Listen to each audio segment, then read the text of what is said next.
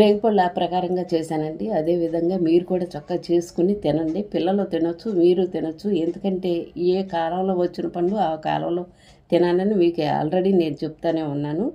ఎందుకంటే రేగిపళ్ళు తింటే చాలా ఆరోగ్యానికి మంచిదండి. అందులో ఈ కాలంలో వస్తుంది కాబట్టి మనం చక్కగా వదలకూడదు.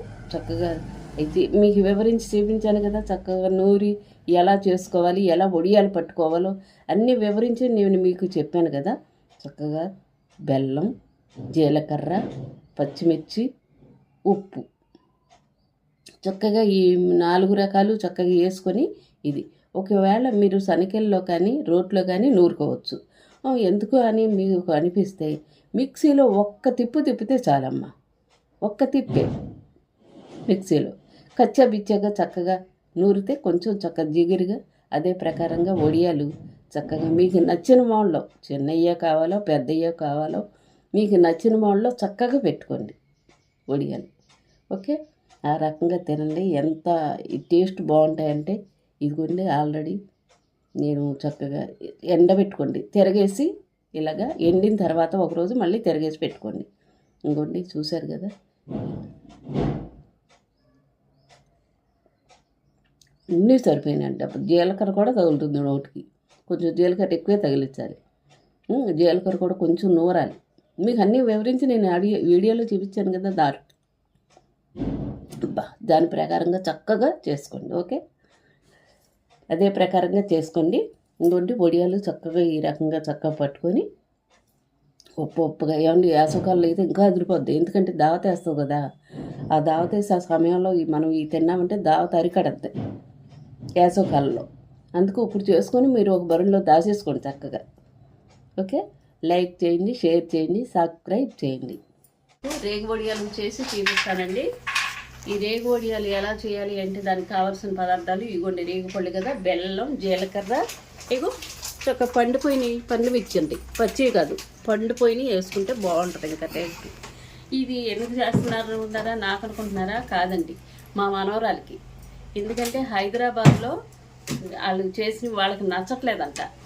అమ్మమ్మ చక్కగా చేస్తుంది కదా అనేసి అమ్మమ్మ ఇలా రేగిపళ్ళు తీసుకుని మా మనవరాల గురించి నేను చేయాల్సి వస్తుందండి. ఇప్పుడు వడియాలు పట్టి మీకు చూపిస్తాను, నేను ఎలా పట్టాలి ఏంటి అవన్నీ చక్కగా చూపిస్తాను వివరించి. మీరు కూడా మీ మనవరాలకి మీకు చక్కగా పట్టుకోండి ఈ ప్రకారంగానే. ఓకే, రేగు వడియాలు ఎలా పట్టాలో మీకు అన్నీ వివరించి చూపిస్తాను. ఓకే, ఇప్పుడు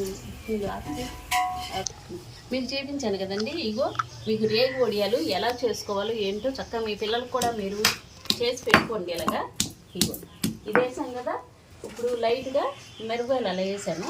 ఇప్పుడు లైట్గా ఇదిగోండి ఉప్పు కూడా తగలనియాలి, తెలుసండి. కొంచెం ఉప్పు కూడా ఇంత అక్కర్లా, ఏదో లైట్గా వేసామన్న పేరుకి అలా వేయండి. మళ్ళీ బాగా ఇదైపోతుంది, కొంచెం అర స్పూన్ చాలు. ఓకే, ఇవి వేసాను కదా, ఈ చక్కగా మెత్తగా ఈ కచ్చా బిచ్చాగా నూరేసేయాలి. ఎందుకంటే మీకు ఎలా నూరుకోవాలి ఏంటో నూరి మీకు చూపిస్తున్నాను అనమాట. కొంచెమే కాబట్టి ఈ సరికల్లో నూరుతున్నాను. అదే ఎక్కువ అనుకోండి రోట్లో చక్కగా రోల్లో దంచుకోవాలి.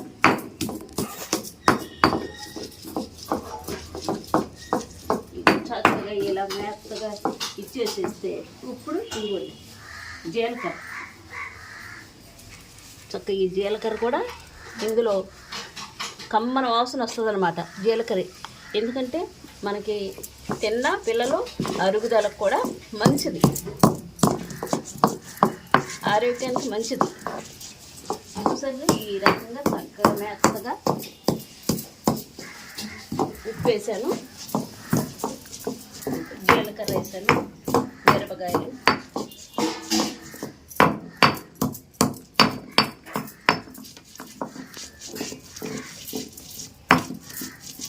బాగా మెత్తగా ఇచ్చేయండి. చక్కగా ఈ రకంగా చక్కగా ఇది దంచేస్తాం కదా.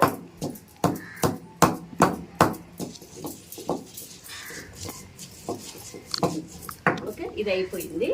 ఇక్కడికి నూరేసాం కాబట్టి ఇవ్వండి రేగిపళ్ళు చక్కగా ఈ రకంగా గింజ గింజలాగే ఉండాలండో, ఎందుకంటే మళ్ళీ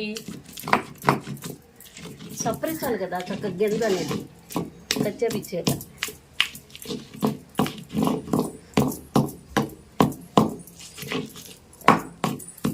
చూసారా ఈ చక్కగా ఈ రకంగా కొంచెం కొంచెం పోసుకొని, అదే రోట్లో అనుకోండి కొంచెం కాబట్టి నేనేదో ఇలా చేసేస్తున్నాను. శనికల్లో రోట్లో ఎక్కువైతే అనుకోకుండా చెప్పారు పిల్లలు, సరేలే అని తీసుకొని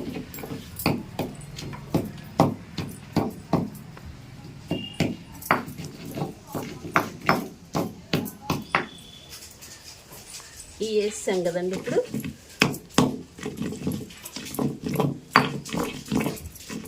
నోరు ఊరిపోతుందండి. చూసారా అసలు ఇలా నోరుతుంటేనే తినేయాలని నోరు ఊరిపోతుంది.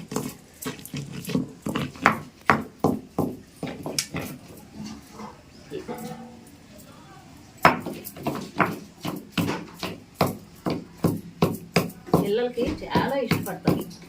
అసలు వేసవకాలంలో తింటే ఉంటుందండి బాబా సూపర్గా పుల్ల పుల్లగా. అందులో దావకానికి ఇది వద్దు కదా, అదిగోండి బెల్లం కూడా చక్కగా ఇలా వేసేసి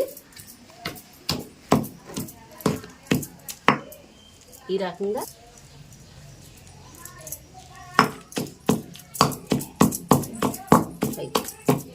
చూసారా బెల్లం అన్ని రకాలు వేసేసాం కదా. ఇక కచ్చా బిచ్చాగా చక్కగా ఇది చేసుకుని ఒక ప్లాస్టిక్ కాగితం మీద వడియాలు పట్టుకుంటే ఉంటుందండి.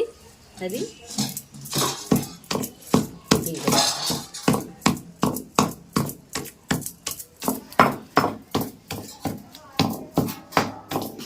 చూసారా ఆ రకంగా జిగురు రావాలన్నమాట. ఇది ఈ రకంగా జిగురు రావాలి. అది జిగురు వస్తే వడియాలకి చక్కగా బాగుంటుంది.